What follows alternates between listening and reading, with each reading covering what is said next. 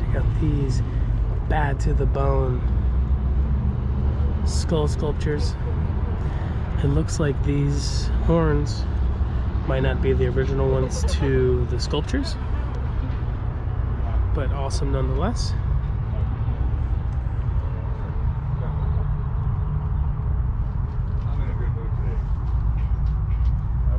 These fantastic, intricately carved skulls. Look at that dragon. Only go for $250 if you can believe it. That is incredible. I've seen small versions of these, medium versions like this one, the large ones. I would have to charge $250 for the I'd have to charge way more than $250 for the smaller ones that I saw at the Ramada showcase. Fantastic.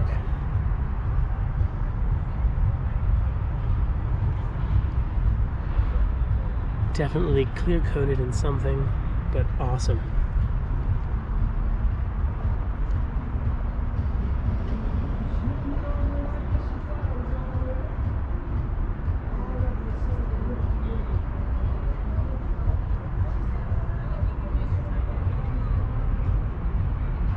I love the pentagram in this one.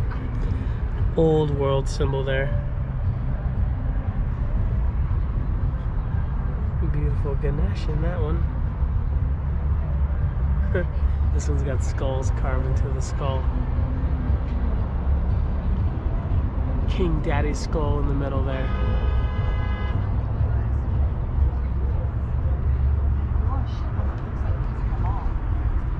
This one is the only one I've seen that has carvings inside the horns. Wouldn't be surprised if this one isn't part of the $250 deals that the other ones are, but then again, maybe they are. Looks like this rope here, oh, it's hair, some kind of hair, is keeping these horns on. Stiffen it up when you shove it in there, I guess.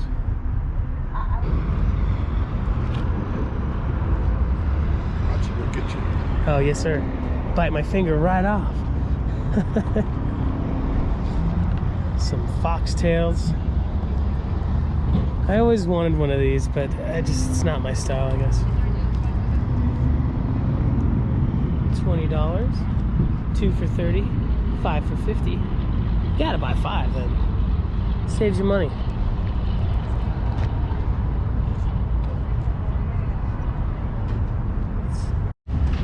Some beautiful golden rutile quartz.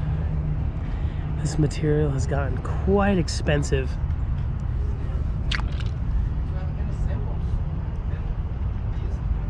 Let's see if we can find a really golden one. Oh, that's a good one. Might be hard to tell through the camera.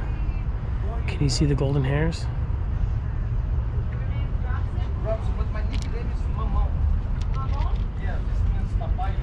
Love cutting this stuff. It goes for a very high price when you cab it up. I don't like it when it's faceted. There's thousands and thousands of dollars here. I don't think I've ever seen one so big. It's tough to tell what's inside of there from all the rind.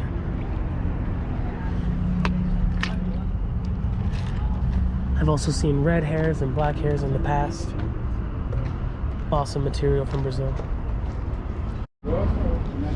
All right, this gentleman's selling some beautiful Brazilian Super 7 crystals. I really enjoy this material.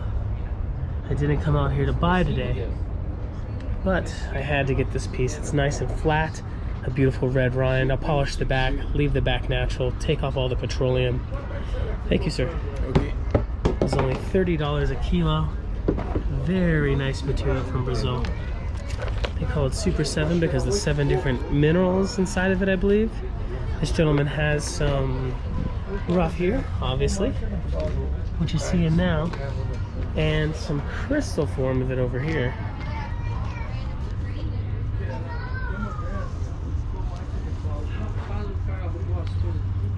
Love it.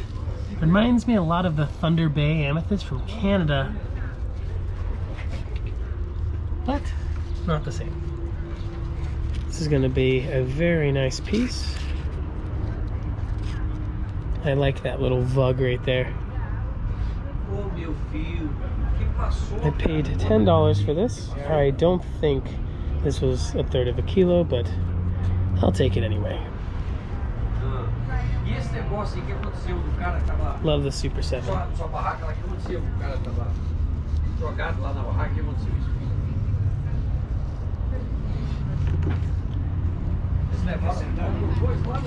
It's got some more over here.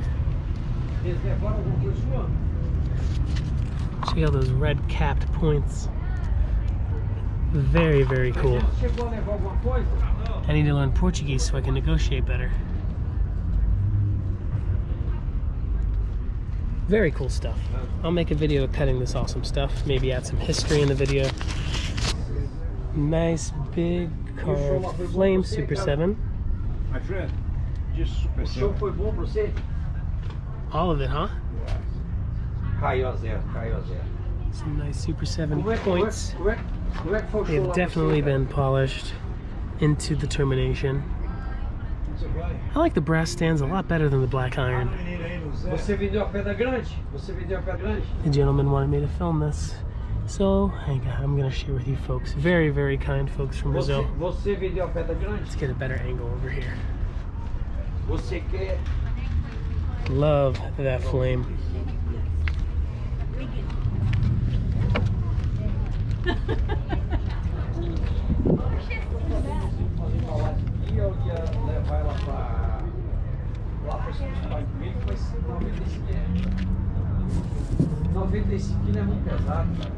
A little tough to see in the light.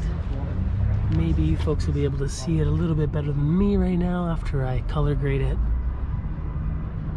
Okay. Fantastic.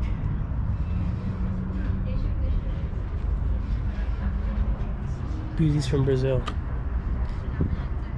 How do you say Super 7 in Portuguese? Sete. Super 7. Super 7. I'm gonna practice. Here are some nice tumbled Super 7s. I don't think I've ever seen them tumbled before. Very nice. Here's a great example of all the different things inside of it. It's a very clever way to carve this material. It's not a natural termination, but a great example of what's inside of there. The orange is cacaxonite, and the purple's amethyst. I imagine the gray is smoky. I don't know what the other stuff is, but it is great.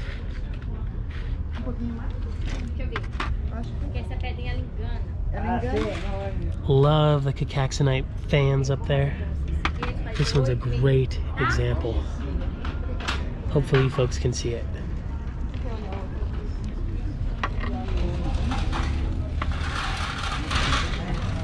Some beautiful Imperial topaz. Oh, big medicine in your hands. It can be quite expensive in passive form.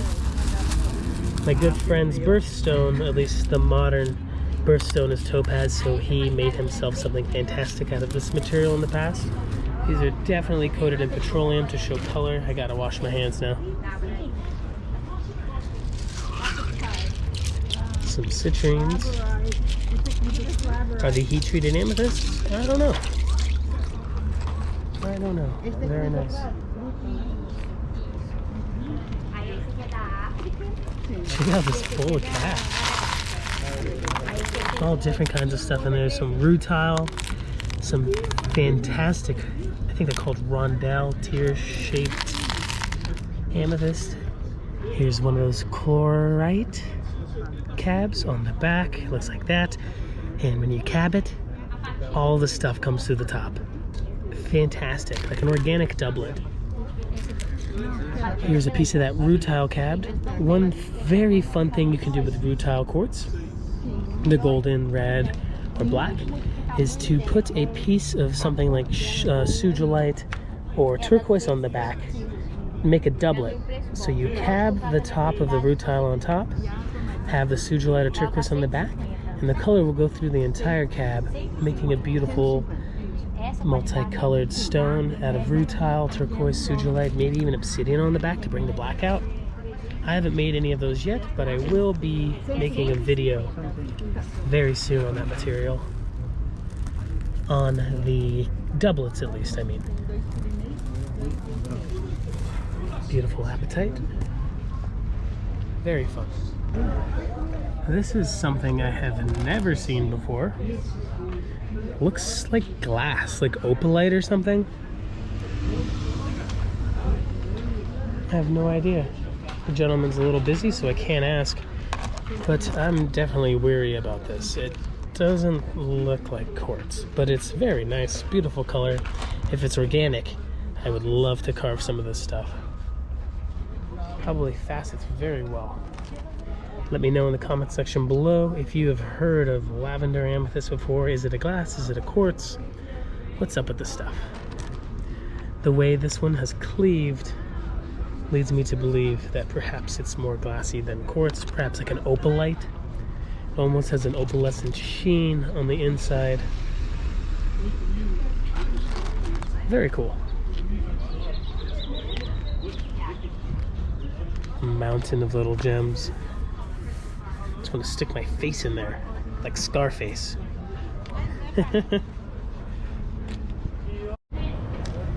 Check out this crystal cave. Kind of hard to see in there. Can be chlorite quartz. It's stunning. Painted black on the outside to make it a little bit more presentable. Some awesome green quartz. Some calcite on the side. Check out this display case. Levitation display. I like how fast it spins. Very cool display. Check out that tourmaline. Is it an aquamarine? I don't even know. Look at that core. I've never seen a core of that material so big. If that's amethyst, it's impressive. It almost looks like glass though. I'm not sure. It's probably gemstone. Some beautiful azurite berries. Some quartz amethyst. Is it Bramberg or is it Veracruz? I'm not sure. It's a nice necklace. Is it iolite? Iolite? Yeah, iolite. I don't know. Stuff just out here on the floor inside the hotel room. Lots of rooms are actually full of vendors upstairs and downstairs. In the past, there were many more vendors. It's been a particularly slow year. I wonder if it's the political climate or whatnot. I'm not sure.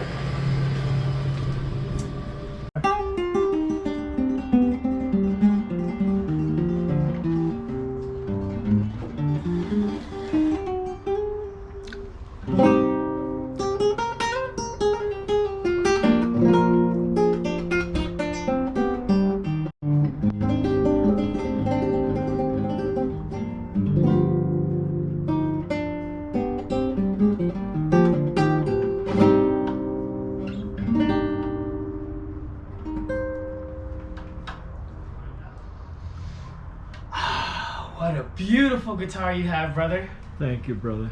Wow, did you just get it? No, I've had it for years and years.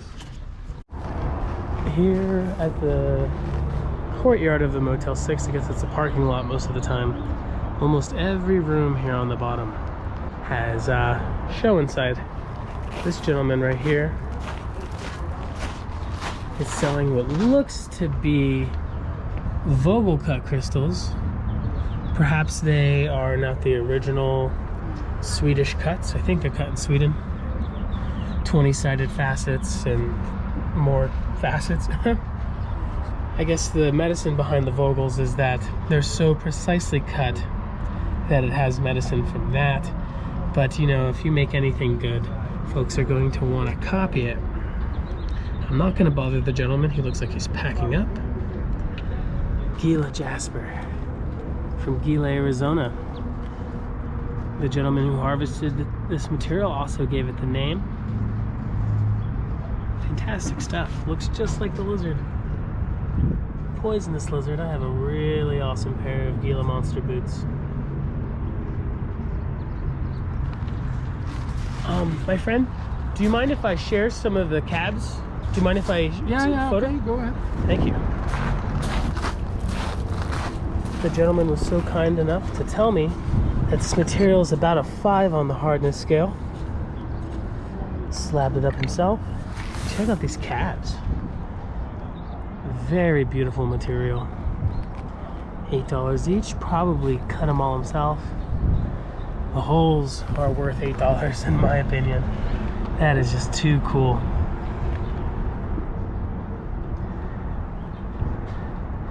I've seen this gentleman here at this particular show for a few years now.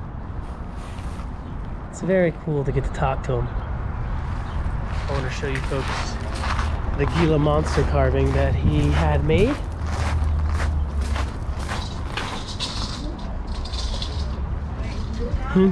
Check it out. Little Gila monsters. I want to taste it. Maybe cut in Bali, maybe Thailand, Taiwan.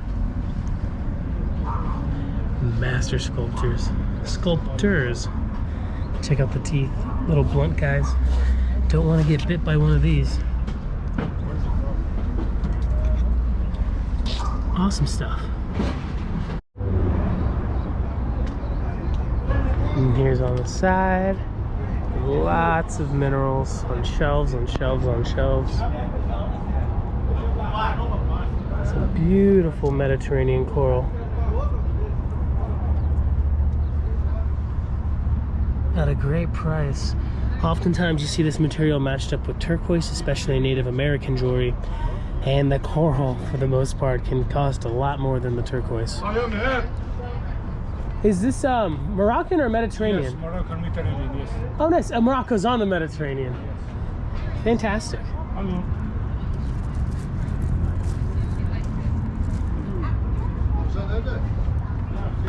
Some lower quality pieces would make some fantastic real deal chip inlay. I should probably pick some up for $1.40 a gram. I charge more for my stabilized turquoise than this real deal Mediterranean turquoise, Mediterranean coral, excuse me. All the holes that they had to drill into that. And even these ones, these little tiny branches of the coral. Can you imagine drilling that? You'd have to use a sonic drill. I can't imagine anyone doing that by hand. Perhaps they did, but I think it's probably a sonic drill. Stunning stuff. A kind gentleman from Okeechobee, where some of my kin lives, harvested these. He owns a crystal mine over there. I think they're calcite clamps. Not to be mistaken with agatized corals. What's up? Howdy. Oh, the gentleman says that he got these in Okeechobee. Yeah. I'm from that area, so I had to check them out. Oh, really? Yeah, I'm from Fort Pierce. Fort Pierce? Okay. But I got a lot of kin of mine is in Okeechobee. Is it calcite inside of here? Yeah. Do you have to like dig deep to get them? Are they in hard rock or is it swampy? So the mine, it's limestone that they're encased in. You gotta bust it away from it. Oh, so it's not wet or anything? Nah, used to be, but 2 million years ago. That's Not bad to the anymore. bone. I'm not from there. I'm from Michigan. Oh, so nice. I go down there during the winter and go back up to Michigan. Yeah, it sounds like a plan. Growing weed and digging rocks. Heck yeah. Really? Dude, go down to the mine, man. That's where we dig this shit out. Yeah, it's only like, I think it charges like $60 a day or What? some shit. That's it? Yeah. But Yo. the average person that comes out there digs about $2 grand worth a day. Dang, I was gonna say, if I found one piece, small one, I would be happy. This one's like a $2,500 piece. Jeez Louise. This one's the biggest ones he's ever found in 30 plus years of digging. I think he only wants like $5 grand for that one. Bad to the bone. That was just nasty. Are they called are these dog teeth crystals? Yep. All the ones that grow up like that are more the singular not just like, you know, you see how these are more like a whole bunch of them clustered. Yeah. The dogtooth are the ones that stand out. So these aren't, they grow the same way. You know, it's in the mud. Is the gentleman pulling this stuff out too? Yeah, he only found 2 pockets of that. Like this one we had to make out. You blast it with the high water, and it starts to open this shit up. And this one looks like a fucking house. Yo, that's crazy. Smurf house. Hell yeah. Do you ever take any back to Michigan and sell over there? They're crystal crazy over there. I haven't done that yet. This is my first year getting into it. I've only known Eddie for probably 4 or 5 months now. Is this coral? Yeah, that's a brain coral. This is the encasement of it. So it would have sat like this down in the mud, and the brain was growing, and then it would have been volcanic ash settled over top of it. Yo. And just encased the brain. And that calcite grows on there too, huh? Yep. That's another one. Yeah, let me set that down.